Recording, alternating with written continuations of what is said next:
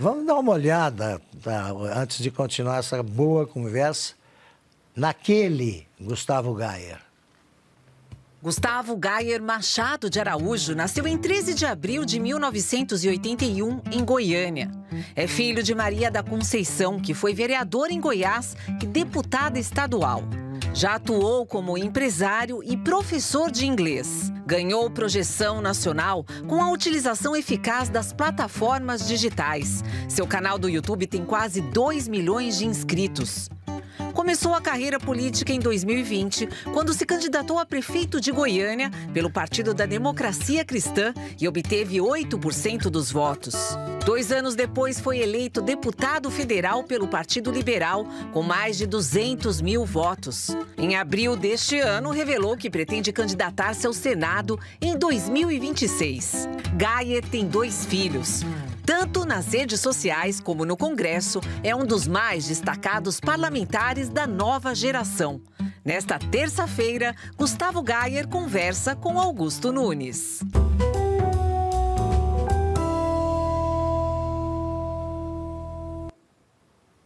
Isso nós deveríamos ter apresentado logo de cara. Uhum. Eu começo a conversar com você. A conversa começou boa demais. A gente mistura tudo.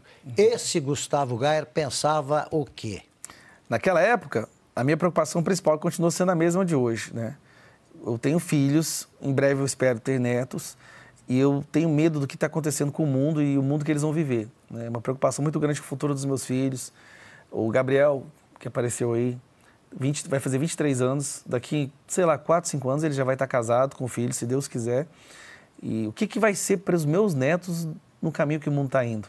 A perseguição, a censura, o crime, a corrupção se tornando algo normal, as pessoas sendo imbecilizadas, né, por todo um sistema que trabalha com esse propósito específico. Hoje, um dos lugares perigosos que um pai pode deixar um filho é dentro de uma sala de aula.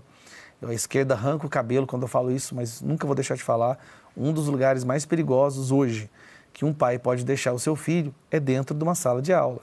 Não quer dizer que todos os professores ou todas as salas, mas é perigoso. Porque tem muitos militantes travestidos de professores que entram ali na sala para sequestrar os nossos filhos, para colocar os nossos filhos contra os pais, contra tudo que a gente adora, contra todos os nossos valores, contra a nossa fé.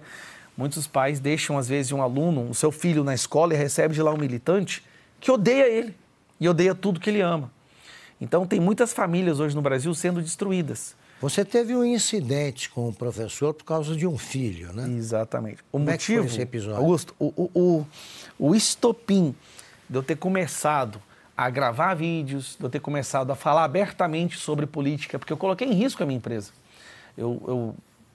Naquela época eu era dono de uma escola de inglês. Isso. Então eu tinha lá 200 alunos e, obviamente, uma empresa ela tem que ser apartidária.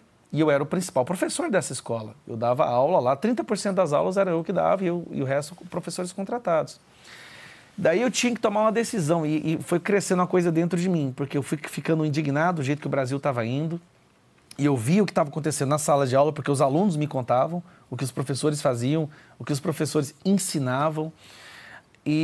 Mas eu decidi assim, não, cara, se eu começar a falar, eu vou perder aluno. Se eu começar a falar, vai ter problema. Mas o dia que um professor meio que ofendeu o meu filho na sala de aula, porque eu, meu filho, nossa família, todos gostávamos do Bolsonaro, isso era... Naquela época, gostar do Bolsonaro era uma blasfêmia, tá? 2015, mais ou menos, 2016, falar de Bolsonaro era terrível. E eu e minha família, nós já acompanhávamos e gostávamos dele.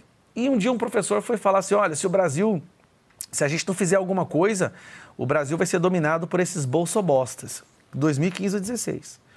Aí meu filho, né, na época ele tinha o quê? 12 anos, eu acho, 12 anos, levantou o braço, todo tímido.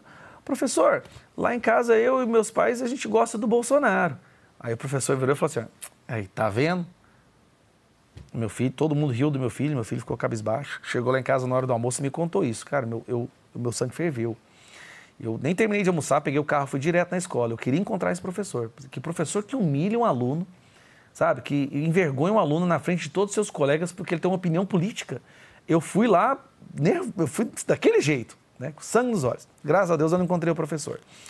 Mas aquele dia eu tomei a decisão, cara, chega de ficar defendendo o que eu acredito de forma tímida, ou não falar o que eu acredito, ou ponderar minhas palavras, porque eu posso perder minha renda na escola. Comecei a gravar. Quando eu percebi que um dos principais problemas que o Brasil enfrenta hoje, e que para mim é a raiz de todos os males, o motivo de existir pessoas como Barroso, ou Gilmar Mendes, ou Gleisi Hoffmann, ou Maria do Rosário, é porque todas essas pessoas passaram por um corredor polonês de doutrinação no sistema de educação brasileiro. Muitas dessas pessoas eram pessoas boas, pessoas que queriam o bem do Brasil, que lutaram contra a pobreza. Mas existe uma máquina que deformaram a mente delas e entregaram para a sociedade um militante ideológico sem identidade própria, que odeia qualquer pessoa que não concorde com o que ele acredita. E é ali a origem dos males, é a doutrinação que existe nas escolas. Isso é antigo e continua. E está só piorando. Tá? Porque eu passei por isso também. Eu tive a minha fase aí de comunista. Você também.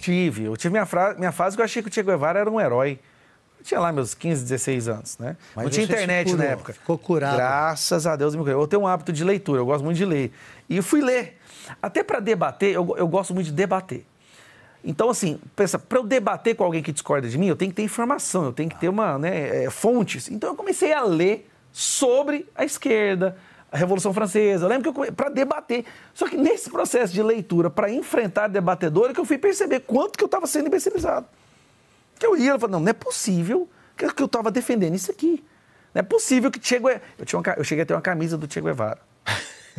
Aí eu pensava, meu Deus, como que eu andava na rua com uma foto desse cara no meu peito?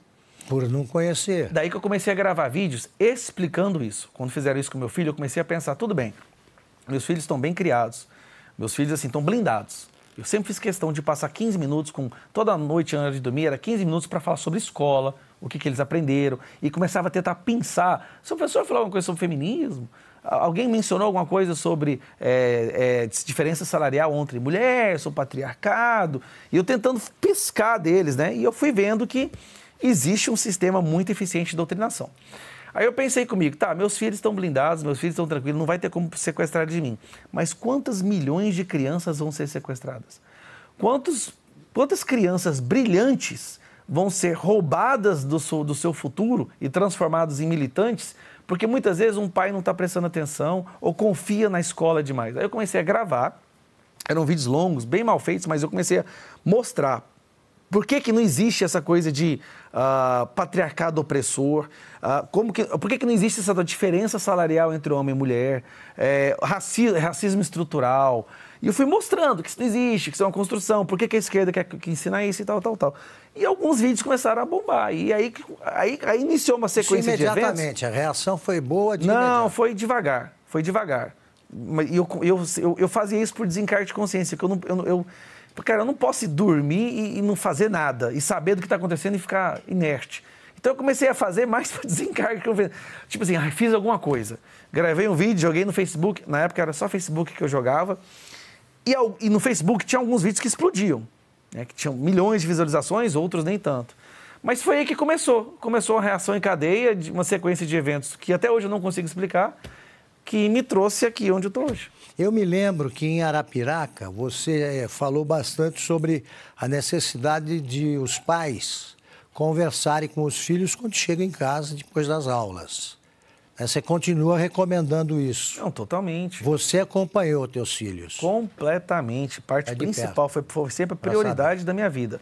Tendo empresa, não tendo empresa, trabalhando 12 horas por dia, a prioridade da minha vida era estar presente na vida dos meus filhos. Uma coisa que eu reclamo muito, nessa época das palestras, uma coisa que eu falava sempre, era que um dos problemas que a gente tem, inclusive na direita e nos conservadores, é que nós temos muito ânimo, às vezes, de ir para as ruas, vestir verde e amarelo, fazer campanha para determinado político, para mudar o Brasil, mas sem perceber que a verdadeira mudança está lá dentro das nossas casas, em cuidar das nossas famílias, em cuidar, conviver, não é pagar cursinho e falar sou um bom pai, não é levar e buscar na escola, não é conviver, é estar presente, é ser uma pessoa na vida do seu filho, que quando ele tiver algum problema, você é a primeira pessoa que ele pensa em conversar, não só pedir ajuda, pegar opinião e ter você como exemplo.